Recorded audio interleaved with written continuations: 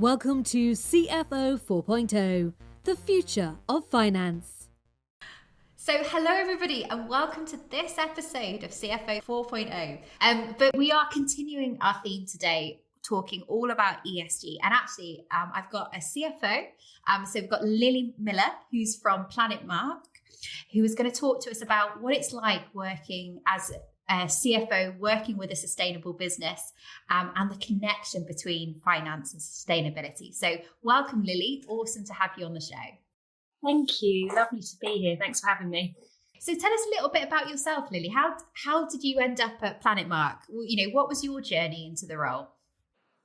It's a little bit of luck, really. It's nice to think that our careers are all quite well planned out, but mine has been a bit of good luck and a lot of hard work, but lots of luck and knowing people along the way. So I started my career working actually in corporate recovery. So I qualified as an accountant, and I used to deal with businesses that were insolvent, and we used to go in and trade those businesses and then sell them.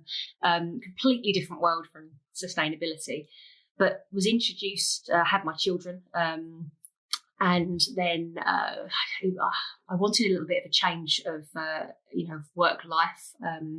Was looking for something purpose driven, something I could put all my skills to really good use and feel really fulfilled in my work, but doing something that wasn't making people redundant on a weekly basis. So I was really lucky. I had some connections that I'd made through work, and they introduced me. Just happened to know our CEO Steve at Planet Mark, and that was 9 years ago. 9 years ago, 2013. And we've kind of grown this business from 6 people up to, I think we're at 56 now and still hiring. So it's been a crazy, amazing, really difficult journey. It's like, I don't sugarcoat it. It's really, really hard work, but incredible. And yeah, I get to work with some amazing purpose-driven people that, really love their job and care about what they do. So it's a good balance. Absolutely. And I think it's always important, the company that you work for is just as important, I think, as the people that you work with. So, choosing the right company that fits with your goals. So it sounds amazing. So tell us about the journey. That's a massive growth shift, isn't it? From 6 people to 50 and still going. So what were some of the challenges that you faced, managing the finance in such a quick growth path? They're challenges that I still face every day now, because it is growing so quickly around us. So putting systems in place, building a team. For me, a really big part of this has been, this is my baby, this business is my baby. So hiring people into the business that you can trust and hand the baby partly over to, that's a really big thing. So having that strength underneath you, so that because we're jumping around, doing lots and lots of bits and pieces. So within the Planet Mark, I head up finance, HR and digital. So it's quite a range of bits going on. So it's really vital that I've got a great team, which I have. I'm super, super lucky. Oh, fantastic. And in terms of your, obviously, because you are a sustainable business, how does the ESG component come into your job? Is it a strategy that's owned by the entire organization? Do you have a key part in it? Tell me a little bit about where that crossover is in your organization. It's really interesting for us, actually, because people say to us, sustainability strategies, and what does your business do? And I'm like, it's in our blood. We live and breathe it. So the Planet Mark was formed to allow any business of any size to measure and reduce their carbon footprint. So everybody within our business is sustainability focused. Probably the only ones without a background in sustainability are probably myself and some of the HR team, perhaps a couple of people in support roles. So it's just so much of who we are that we don't often stop to question it. We're busy helping other businesses, come on their journey. So it's a really funny one. It's everywhere. I think for us, I suppose the place where we have the greatest impact and the work that we do every day is introducing businesses to sustainability, where they should get started, how they can embed sustainability within their companies, because it's absolutely useless. Maybe not useless. I'll rephrase that. It's a much less impact if one person is in an organisation trying to drive something, right? It needs to be throughout, and we need to be engaging with employees and stakeholders so that everybody's involved. Many hands make light work. People have got ideas. They want to be doing this, doing all this great work. So that's really what we try and empower and get to happen with all the businesses that we work with. They measure, they engage their employees, and then they communicate. There's no use in doing something and not sharing the story with the outside world. Because these are shared challenges, aren't they? I mean, most businesses are probably having the same questions and going, God, we've all got similar problems. We've got to be sharing as a community, and there's no time to waste, really. Do you know what? I think that's a really good point, because literally ESG is a bit of a theme for us on the podcast this year, guys. So if you're enjoying this podcast, to our listeners, there's plenty more of that to come. But what's really interesting, I think, is the perceived role of finance in ESG. And sometimes I think there's like we know we need to do something with ESG. We're just going to give it to the finance director because it's reporting focused, and there's an element of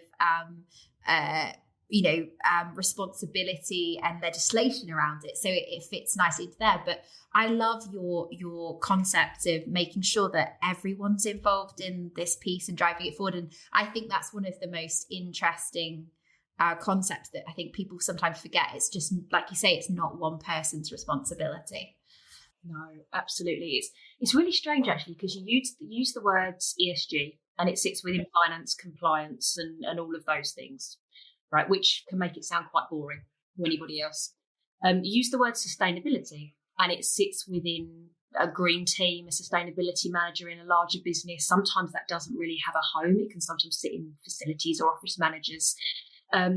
If you just use the doing the right thing and the things that are good for our planet, who would go, oh yeah, I'm not interested in that. That sounds a bit boring.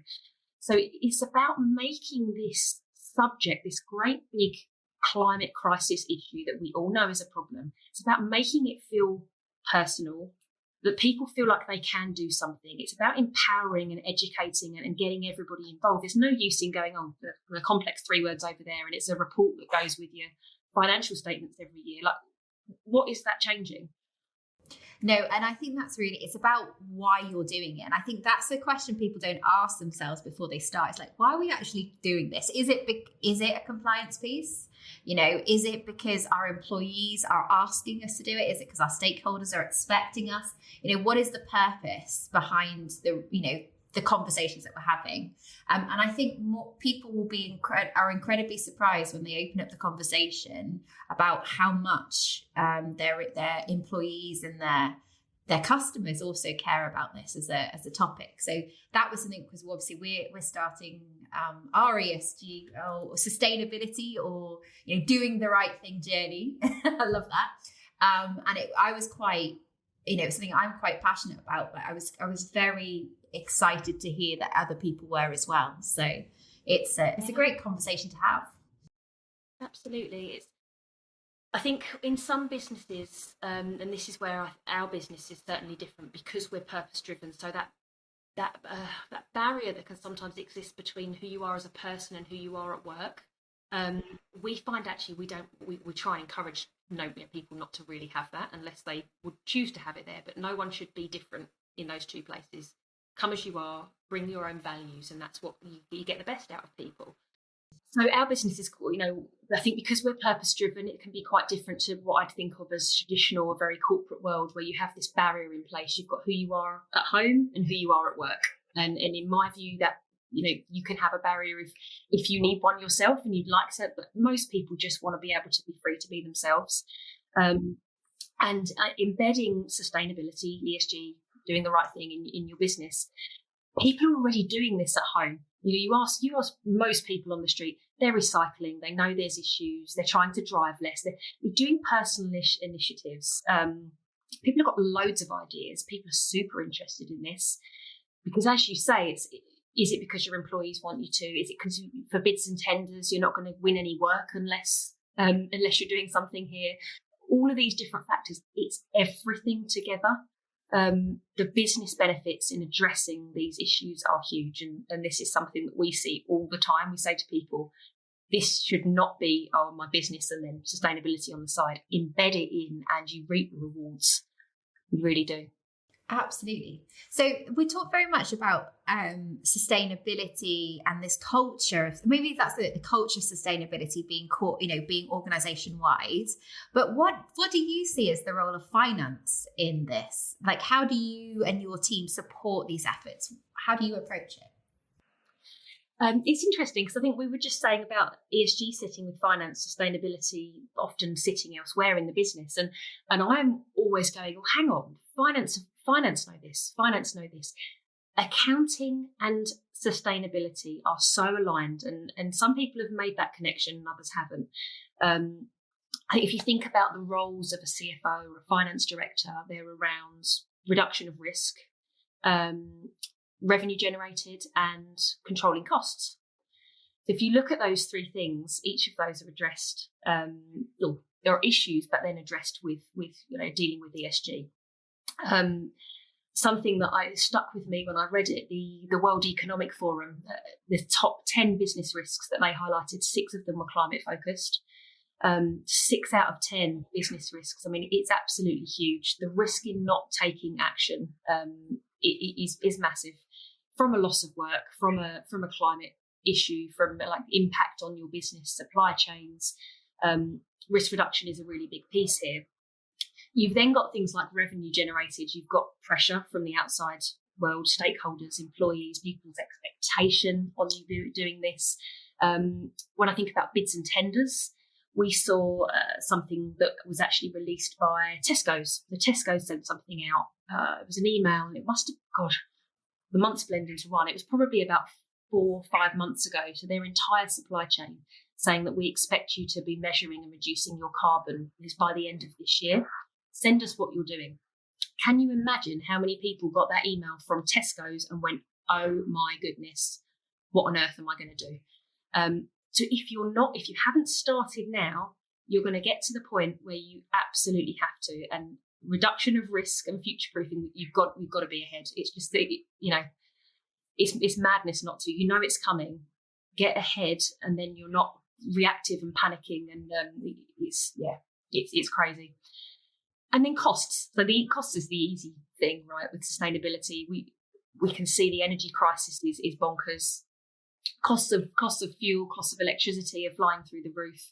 People that did introduce solar power into their buildings 2, 3, 4 years ago, even 6 months ago, they're reaping the rewards now, particularly with the rise in energy prices. EVs.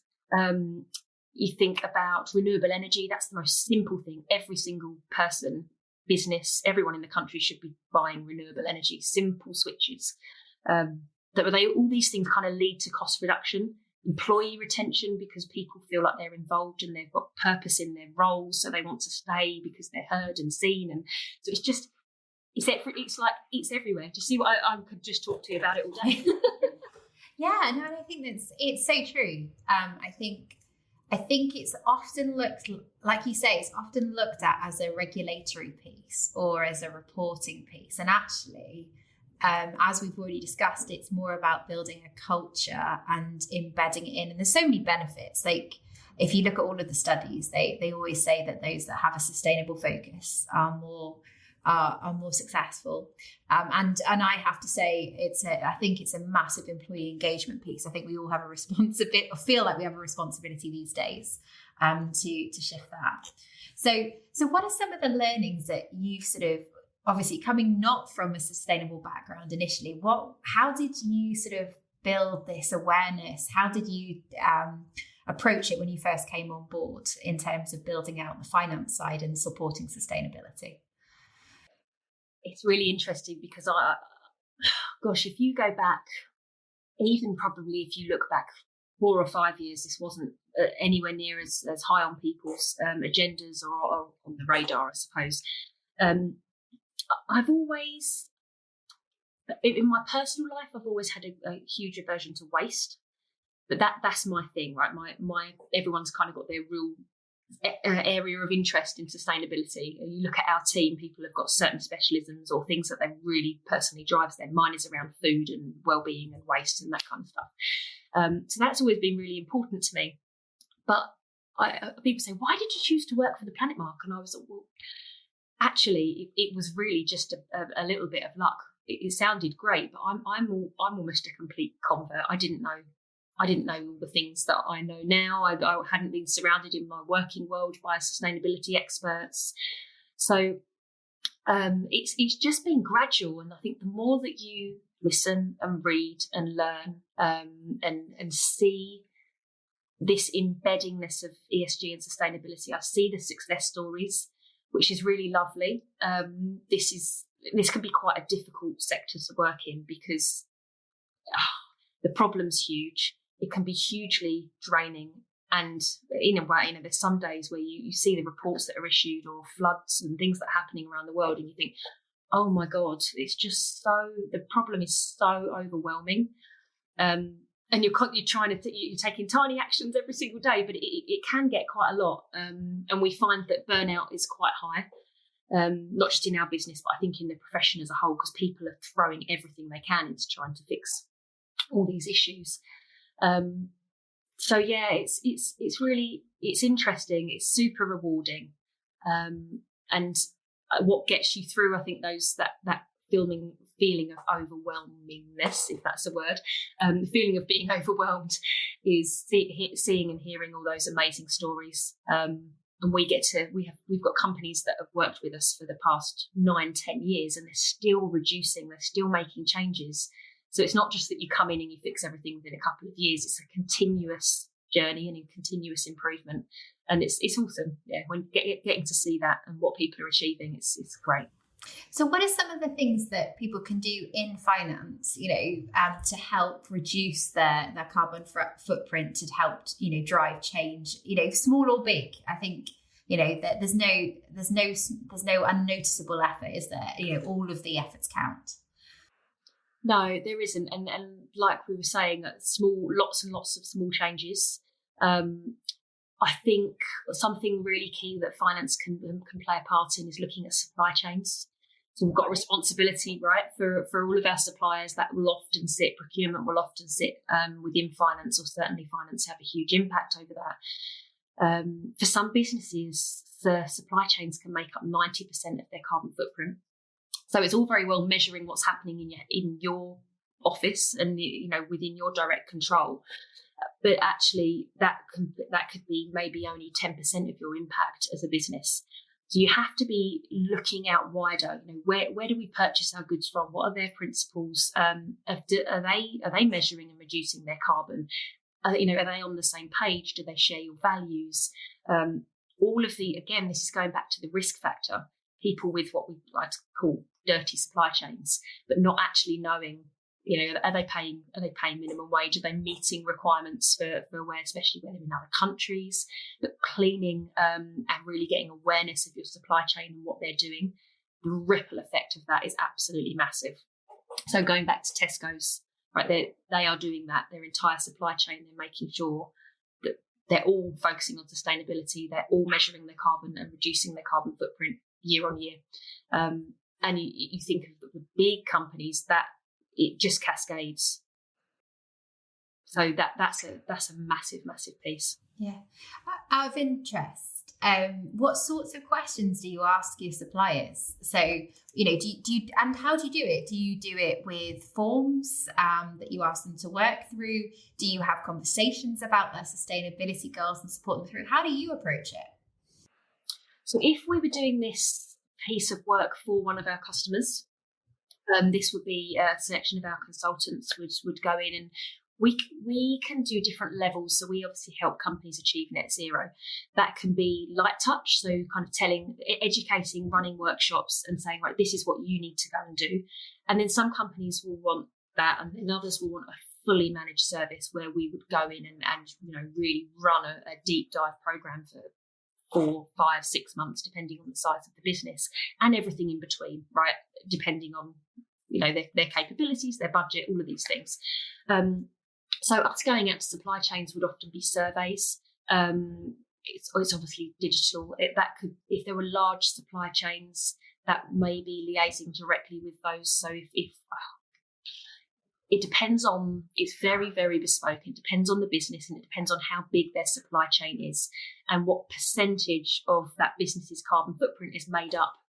It could be that one supplier makes up 80% of their supply chain's carbon footprint. So it really has to be quite bespoke. And this is something I think our industry as a whole, and certainly us as a business, we're trying to make sure that we get right, because there's not a one size fits all. It's really driven. A service business would be completely different from a manufacturing business, and someone with UK operations only would be completely different to worldwide. And it's really, it really is about looking at that individual business and what's right for them. Absolutely. So supply chains are obviously a key part of that, and because obviously you can have a wider impact than just on yourselves. But at what other areas can finance contribute in terms of sustainability? I think, so traditionally, if you looked at, I mean, probably if you go back 20 years, and I know some businesses are still like this, everything's very siloed, and finance can often be the other people over there, and they're just a bit of a drag. The people that say, "Have you got budget? Haven't you got budget?" They can be very disconnected from the actual business and the operations of the business. And I believe, and this is proven and widely believed as well, that finance works best when it's embedded, ingrained within a business. Excuse me. And something that I personally try and do at the Planet Mark is make sure that everybody understands finance. So we're not just reporting figures. We're saying we're actually explaining what that means and what's behind them and what drives them. Because if people understand that then means that they're making better decisions. And they understand what they're doing and how that links back to the business's performance. And that's exactly the same in sustainability. So I read something a little while ago, and it said, like it or not, we're all sustainability managers now. And it's really true. There shouldn't just be somebody over there in the corner, whether it's sustainability or finance, managing something, plugging away at numbers, and then just giving you a report, which you look at and think, oh, wonderful, but you don't read it. It's got to be embedded within the business. And where finance and sustainability are so intertwined is this measurement piece. So any accountant is going to love a spreadsheet. I absolutely love a spreadsheet. And we say you can't manage what you don't measure. Right? You cannot manage a carbon footprint and your business's contribution to society and their impact on the world without actually knowing where you're starting. You can make changes, but you've no idea what the impact of those changes would be. It's like saying, if you could go off and just save me some money on budget, please. I'm not going to tell you where you started. I'm not going to tell you how much to save, but if you could just make some savings, that'd be great. No one in their right mind, you'd get laughed at, wouldn't you? Absolutely. But that's exactly what people do in sustainability. They go, well, let's just make a few changes and do the right thing, but we don't know what success looks like because we don't know where we started. So this is where it always blows my mind when finance aren't dealing with their carbon footprint or their measurement piece in a business, and it's sitting with a green team and they're not talking, because it's within the blood of any kind of accountant and finance professional to measure. Absolutely. And I think, but you know what? I think your point about it's not just about the numbers. It's actually about, like you say, embedding and explaining and ensuring understanding of those numbers that is the sign of a successful finance team, whether that is finance numbers or whether, like you say, it's sustainability numbers. And I think that's a big shift that we're seeing at the moment in terms of the role of finance. And how that should change, because it used to be literally finance roles was always about the compliance and the accounting and counting the pennies, and then giving that information to the wider business for them to make decisions and show insights. But it sounds like you've really grasped that and turned it on its head, like a lot of, I think, finance teams are starting to do, and are acting as that sort of support and advisory service versus the typical bean counter. It's quite a derogatory term, but it's true. The abacus, the approach. It's quite amazing, isn't it? The shift that accounting's gone through over the last sort of 10 to 50 years. It's a huge shift. Absolutely, yeah. I think this is what works so well in Planet Mark and with my role, is that I'm really embedded in kind of the running of the business as well as the finance. So having that amazing team, and I love nothing more than sitting myself in a room and just burying my head into spreadsheets or accounting software and doing chart of accounts and journals, and I'm like, oh, it's amazing. But that's not where the biggest value is. The value is actually turning what we're generating over here and going into the business saying, right, what can we change? Getting under the skin, problem solving is something that I just absolutely love. One of my colleagues said to me this morning, oh my God, you're just fixing problems. I said, yeah, I don't really know what the term for that is. I'm not sure what you'd put on your CV, like chief problem solver, but really getting into the business and finding solutions that are also financially, beneficial and helping people and working with people is something that I absolutely love. And again, I think super key, super important for a successful business. No, absolutely. And I think one of the things that I'd love to talk to you about is almost that crossover, not just between finance and sustainability, but between culture and sustainability. Because, one of the things that I think is really important is engaging your team and your wider organization. So how do you approach it? Like, how do you support your team in terms of empowering them to make these changes from a sustainability perspective? So we have our own green teams within Planet Mark. As I said to you, it's really interesting because you'd say, who's interested in sustainability here? Everyone's like, of course. But we do kind of condense that down and have people that drive initiatives. We're super lucky because we do this for other businesses. So it's probably most helpful kind of explaining how we unlock that in a business that isn't sustainability focused, because we can sit here and go, yeah, we've got it started. But I think really what we were just talking about with finance and bringing numbers alive and driving change is exactly what the Planet Mark promotes in terms of sustainability. So it's all very well getting a carbon footprint. There are plenty of businesses out there that will give you a carbon footprint. There's even online tools that will give you a carbon footprint. Okay, it's not going to be as robust and reliable, and it's not externally verified, and all of those great things. But actually, the key to driving change is educating people around what that means, because otherwise that number and that beautiful report that we present is kind of meaningless if it just sits on someone's desk and then goes in their financial statements for their streamlined energy and carbon reporting obligations that they have to submit. So we run workshops with the companies that we work with.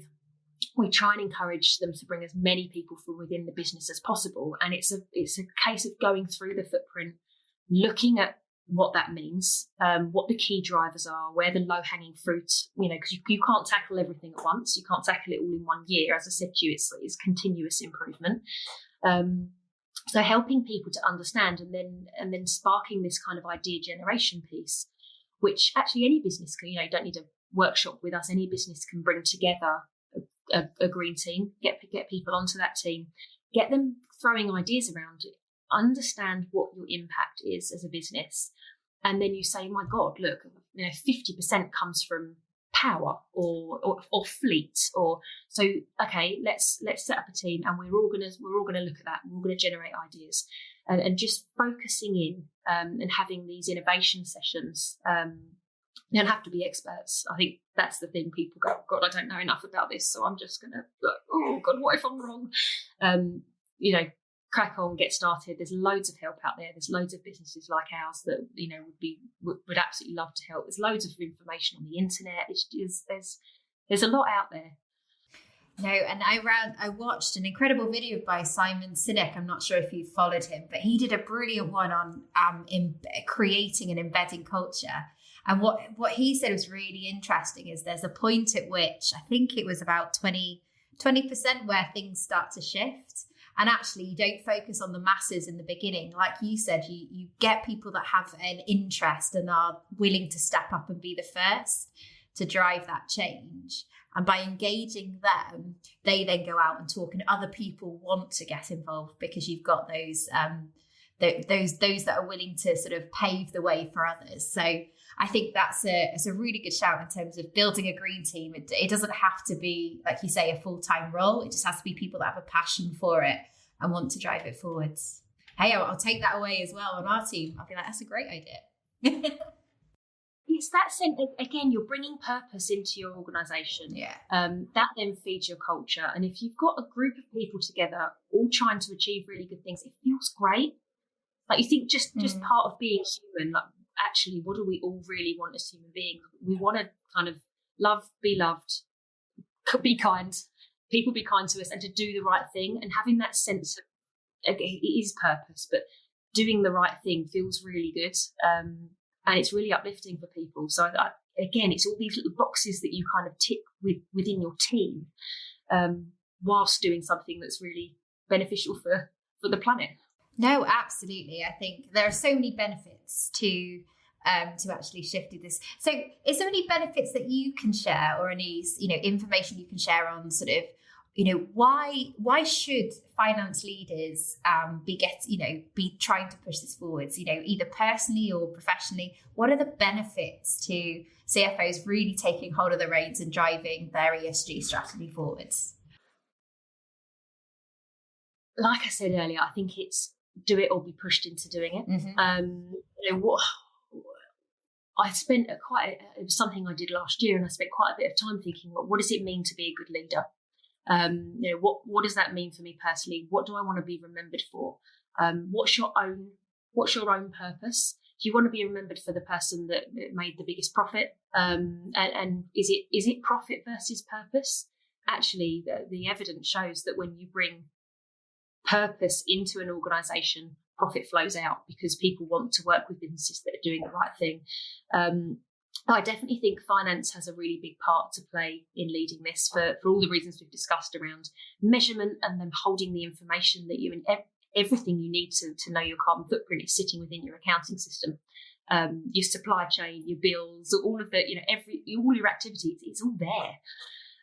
So I think it's a really good place to start. But I think people need to stop and think, what do you want to go to work just to, churn through, earn the money, come home and separate that out? Or do you actually want to be remembered for doing the right thing, making an impact, inspiring your teams, listening to people, making people feel good? All of these great things that come with embedding ESG and sustainability. No, absolutely. And I bet you there's a few of our listeners here that are sitting there going, I love the sound of that. That is what I want to be remembered for. But where should they start? How would how would you approach, sustainability in the first place? What could they kick off now in terms of things to plan for the next 12 months that they should be looking at? So the most important thing here is measuring. You have to measure. You've got to get started. You've got to have a baseline of which you can improve upon. So I think getting a carbon footprint has to be number one. Starting these conversations at board level, it's got to come from the top. There'll be loads of people within your organisation that will be thinking, are we doing anything? Because my friends' work are doing something, my husband's work are doing something, and they're part of. There's an expectation, but actually the tone has to be right at the top for this to flow down. Doesn't mean everyone at the top has to do something, but they certainly have to be on board, particularly as they're going to be holding the purse strings. So start the conversation. I think it should be, we make sure that sustainability and our own sustainability is mentioned at every board meeting. Just that it's brought up. It's a topic of, it makes people go, hang on, switch it on. Have we considered that? Along with lots and lots of other topics. I think there's often a fear amongst leaders that, oh my gosh, we're so busy trying to run this business and do all these things, and it's a distraction. So it's something people know they need to do, but they go, oh, just give us another year, just not quite yet. We will look at it. Of course, it's important, yeah, but we've just got this problem over here, or we're just. So make a start, get a carbon footprint. Once you understand your impact, you then know where you can begin. And as I say, it doesn't have to be that you fix the whole thing at once. You don't need to be. Brilliant if you can be net zero within the next 3, 4, 5, 10 years. Absolutely, the sooner the better, right? But I think. I always think of the Winston Churchill quote, like, perfection's the enemy of progress. And it is such an issue in sustainability, people are really scared of sticking their heads up, and some are going, well, you're not green enough. Actually, your solution isn't 100% perfect. So you must make progress, because we don't have time to get it perfect. We don't have all the technology yet. We don't have all the solutions yet, but we can make lots and lots of changes, which are going to get us so far down the line, and so much better than we are now. Yeah, and I think it's like anything, isn't it? Is you don't want to open Pandora's box, because you don't know how bad it's going to be, and that is a fear, right? But if you took that approach to finance, right, if you didn't want to look in the bank because you were worried about how much money was sitting in there, you wouldn't have a business at the end of the day. And I think I love that. That's actually one of my favorite quotes, that one from Winston Churchill, in that getting started, doing something, and actually understanding how bad the problem is gives you an idea of how far you've got to go, but also how imperative it is that you make that change as well. So absolutely, love that. Absolutely, yeah. And ask for help. I think is it a very British thing? But it's certainly people want to be perfect at everything. People want to have all the answers, and it takes kind of being vulnerable and saying, do you know what? I don't know the answer to that. I don't know how to fix this. Has anyone else done this? Idea sharing. That's something we see a lot, where we've got obviously hundreds and hundreds of Planet Mark members. As I said to you at the start, they're all tackling similar problems. There's going to be someone within that community that's transitioned their fleet, or has dealt with all these different issues, challenges that come up. So don't fight things on your own. Ask questions. Admit to not knowing the answer, because you can bet that you know what happens as soon as you say, even when it's amongst a group of friends, I don't know how to do this, or I'm not sure about that. People go, oh, thank God you said that, because I don't know either. So let's all stop pretending that we've got to get it perfect, and just keep on with that progress and keep the conversation going. Start the conversation for some businesses. Yeah, I think sometimes it is that. And then I was really inspired by speaking to a partner that we work with, and they were talking about their journey into sustainability. And it inspired, we've only been doing small stuff this year, beach cleans, evaluating our waste policies and procedures, but it all makes, I think long term, it all starts to make the difference. So so for those that would like to learn more, are there any good resources that you could suggest, or places people could look to find out more about things that they could do and how to approach sustainability within their business? Yeah, absolutely. I personally, obviously I have to say the Planet Mark website. Of course. Because I'd leave and go, oh, damn. So it's planetmark.com. That obviously there's further details about what we do, lots of blogs and information and things like that. If people, I think the way of the world really is what's on your Twitter feed, or what just small bits that you can digest when you're on the train. Because I could say to you, go and look up the legislation X, Y, and Z, but actually, are we all going to sit and read it? I find Bloomberg Green really good. Personally, they're on my Twitter feed. Sky News have also got a green. A lot of the major news channels have these green sections now. So there's kind of bite-sized information that can just idea generate, and it's just gradually building up knowledge and awareness. So a few little changes on your Twitter or your social feeds would probably get you quite far. And do have a little look at the Planet Mark website, or there's lots of places you can go and get carbon footprint measurement from. So as long as you get started. That's it. That's the shout out, isn't it, to everybody listening? Just get started. So for those that are interested, we will post a link to the Planet Mark website in the show notes. So please do click on that and have a look.